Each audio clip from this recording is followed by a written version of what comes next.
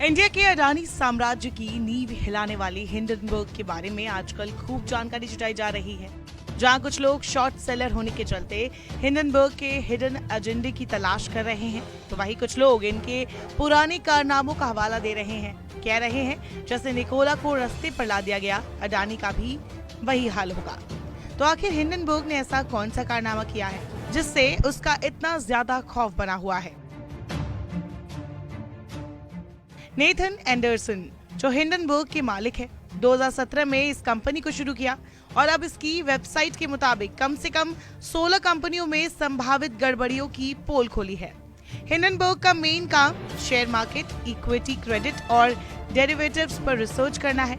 इस रिसर्च के जरिए हिंडनबर्ग कंपनी ये पता करती है कि क्या शेयर मार्केट में कहीं गलत तरह से पैसों की हेराफेरी हो रही है, कई बड़ी कंपनियां अपने फायदे के लिए अकाउंट मिसमैनेजमेंट तो नहीं कर रही है, कोई कंपनी अपने फायदे के लिए शेयर मार्केट में गलत तरह से दूसरी कंपनियों के शेयर को बेट लगाकर नुकसान तो नहीं पहुंचा रही है। इस तरह रिसर्च पूरी करने के बाद हिंडनबर्ग कंपनी एक विस्तार से रिपोर्ट पब्लिश करती है। कई मौकों पर इस कंपनी की रिपोर्ट का दुनिया भर के शेयर मार्केट पर असर देखने को मिला है। 2020 में इलेक्ट्रिक ट्रक बनाने वाली अमेरिकी कंपनी निकोला के शेयरों की कीमत तेजी से बढ़ रही थी। तभी सितंबर महीने में निकोला कंपनी को लेकर हिंडनबर्ग ने एक रिपोर्ट जारी की, जिसके बाद इस कंपनी के शेयर 80% तक टूट गए थे। अपनी रिपोर्ट में हिंडनबर्ग ने दावा किया था कि निकोला ने अपनी कंपनी और गाड़ियों के बारे में निवेशकों को गलत जानकारी दी थी। खबर सामने आते ही अमेरिका की सिक्योरिटी और एक्सचेंज कमीशन ने निकोला के मालिक के खिलाफ फ्रॉड का आपराधिक मुकदमा चलाया था। दोषी साबित होने पर निकोला के मालिक ट्रेवर मिल्टन को 1000 करोड़ रुपए से ज्यादा का जुर्माना देना पड़ा था। जून 2020 में निकोला कंपनी की वैल्यूएशन 2,77,000 करोड़ रुपए थी, जो कुछ दिनों बाद ही घटकर 11,000 करोड़ रुपए रह गई। हिंडनबर्ग के सबसे हालिया टारगेट में लॉर्ड्सटाउन मोटर्स और क्लोवर हेल्थ थे। हिंडनबर्ग ने ऑनलाइन सट्टेबाजी operator DraftKings, geothermal power plant company Ormat Technologies, electric car company Mullen Technologies और एक चीनी ब्लॉकचेन और क्रिप्टो माइनिंग फर्म SOS के बारे में भी रिपोर्ट जारी की है।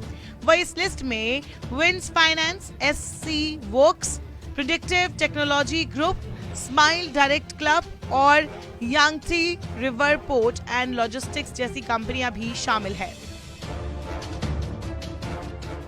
अडानी ग्रुप के खिलाफ घोटाले का आरोप लगाकर हिंडनबर्ग रिसर्च भारत में चर्चा में आ गई है।